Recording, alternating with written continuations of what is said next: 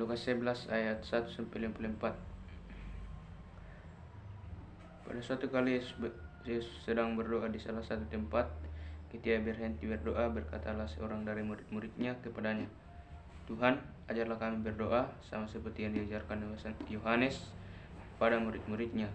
Jawab Yesus kepada mereka, "Apabila kami berdoa, katakanlah, Bapa, dikuduskanlah namamu, datanglah kerajaanmu, berikanlah kami setiap hari makanan yang secukupnya, dan ampunilah kami akan dosa kami, sebab kami pun mengampuni setiap orang yang bersalah kepada kami. Dan jangan membawa kami ke dalam pencobaan." Lalu katanya kepada mereka, "Jika seorang di antara kamu pada tengah malam pergi ke rumah seorang sahabatnya dan berkata kepadanya, 'Saudara, pinjamkanlah kepadaku 3 roti, sebab seorang sahabatku yang sedang berada dalam perjalanan singgah ke rumahku dan aku tidak mempunyai apa-apa untuk dihidangkan kepadanya.' Masakan ia yang di dalam rumah itu akan menjawab, 'Jangan mengganggu aku, pintu sudah tertutup dan aku serta anak-anakku sudah tidur. Aku tidak dapat bangun dan memberikannya kepada saudara.'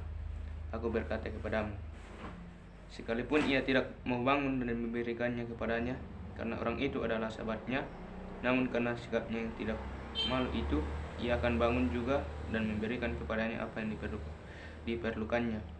Oleh karena itu, aku berkata kepadamu, mintalah, maka akan diberikan kepadamu, carilah, maka kamu akan mendapat, ketoklah, maka pintu akan dibukakan bagimu. Karena setiap orang yang meminta, menerima, dan setiap orang yang mencari, mendapat, dan setiap orang yang mengetok, baginya pintu dibukakan.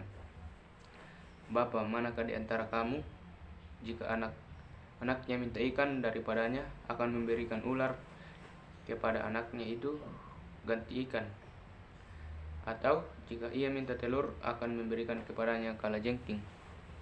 Jadi jika kamu yang jahat tahu memberi pemberian yang baik kepada anak-anakmu, apalagi Bapamu yang di sorga, ia akan memberikan Roh Kudus kepada mereka yang meminta kepadanya." Pada suatu kali, Yesus mengusir dari suatu setan yang membisukan. Ketika setan itu keluar, orang bisu itu dapat berkata-kata. Maka heranlah orang banyak. Tetapi ada di antara mereka yang berkata, "Ia mengusir setan dengan kuasa Beelzebul, penghulu setan." Ada pula yang meminta suatu tanda dari surga kepadanya untuk mencobai dia, tetapi Yesus mengetahui pikiran mereka, lalu berkata, "Setiap kerajaan yang terpecah-pecah pasti binasa, dan setiap rumah tangga yang terpecah-pecah pasti runtuh. Jikalau iblis itu juga terbagi-bagi dan melawan dirinya sendiri, bagaimana kekerajaannya dapat bertahan? Sebab aku berkata bahwa aku mengusir setan dengan kuasa Beelzebul.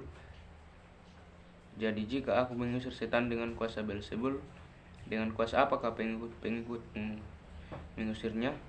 Sebab itu merekalah yang akan menjadi hakimmu. Tetapi jika aku mengusir setan dengan kuasa Allah, maka sesungguhnya kerajaan Allah sudah datang kepadamu. Apabila seorang yang kuat dan yang lengkap bersenjata menjaga rumahnya sendiri, maka amanlah segala miliknya. Tetapi jika seorang yang lebih kuat daripadanya menyerang dan mengalahkannya, maka orang itu akan merampas perlengkapan senjata yang diandalkannya dan akan membagi-bagikan rampasannya. Siapa itu bersama aku? Siapa tidak bersama aku, ia melawan aku, dan siapa tidak mengumpulkan bersama aku, ia mencerai-beraikan."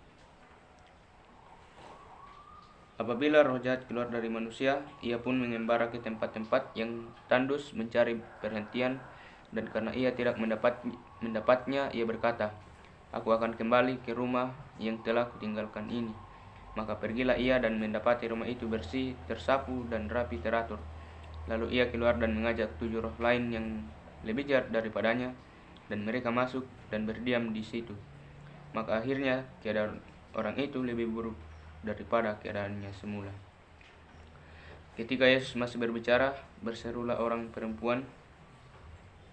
perempuan dari antara orang banyak dan berkata kepadanya, "Berbahagialah ibu yang telah mengandung engkau dan susu yang telah menyusui engkau." Tetapi ia berkata, "Yang berbahagia ialah mereka yang akan mendengarkan firman Allah dan yang memeliharanya." Ketika orang banyak mengerumuninya, berkatalah Yesus, Angkatan ini adalah angkatan yang jahat. Mereka menghendaki suatu tanda, tetapi kepada mereka tidak diberikan tanda selain tanda Nabi Yunus. Sebab seperti Yunus menjadi tanda untuk orang-orang Niniwe, demikian pula lah anak manusia akan menjadi tanda untuk angkatan ini. Pada waktu penghakiman, ratu dari selatan itu akan bangkit bersama orang dari angkatan ini dan ia akan menghukum mereka. Sebab ratu ini datang dari ujung bumi untuk mendengarkan hikmat Salomo, dan sesungguhnya yang ada di sini lebih daripada Salomo. Pada waktu penghakiman, orang-orang Niniwe akan bangkit bersama angkatan ini dan mereka akan menghukumnya. Sebab orang-orang Niniwe itu bertobat waktu mereka mendengarkan pemberitaan Yunus, dan sesungguhnya yang ada di sini lebih daripada Yunus. Tidak seorang pun yang menyalakan pelita itu, lalu meletakkannya di kolong rumah atau di bawah gantang, melainkan di atas kaki dian, supaya semua orang yang masuk dapat melihat cahayanya. Matamu adalah pelita tubuhmu. Jika matamu baik, teranglah seluruh tubuhmu. Tetapi jika matamu jahat, gelaplah tubuhmu. Karena itu, perhatikanlah supaya terang yang ada padamu jangan menjadi kegelapan. Jika seluruh tubuhmu terang dan tidak ada bagian yang gelap, maka seluruhnya akan terang, sama seperti apabila pelita menerang engkau dengan cahayanya. Ketika Yesus selesai mengajar, seorang Farisi mengundang dia untuk makan di rumahnya. Maka masuklah ia ke rumah itu lalu duduk makan. Orang Farisi itu melihat hal itu dan ia heran, karena Yesus tidak mencuci tangannya sebelum makan. Tetapi Tuhan berkata kepadanya, "Kamu orang-orang Farisi, kamu membersihkan bagian luar dari cawan dan pinggan, tetapi bagian dalammu penuh rampasan dan kejahatan. Hai orang-orang bodoh, bukankah Dia yang menjadikan bagian luar? Dia juga menjadikan bagian dalam. Akan tetapi berikanlah isinya sebagai sedekah, dan sesungguhnya semuanya akan menjadi bersih bagimu. Tetapi celakalah kamu, hai orang-orang Farisi, sebab kamu membayar persepuluhan dari selasi, inggu, dan segala jenis sayuran, tetapi kamu mengabaikan keadilan dan kasih Allah, yang suatu hari dilakukan dan yang lain jangan diabaikan. Celakalah kamu, hai orang-orang Farisi, sebab kamu suka duduk di tempat terdepan di rumah ibadat dan suka menerima penghormatan di pasar. Celakalah kamu, sebab kamu sama seperti kubur yang tidak memakai tanda. Orang-orang yang berjalan di atasnya tidak mengetahuinya."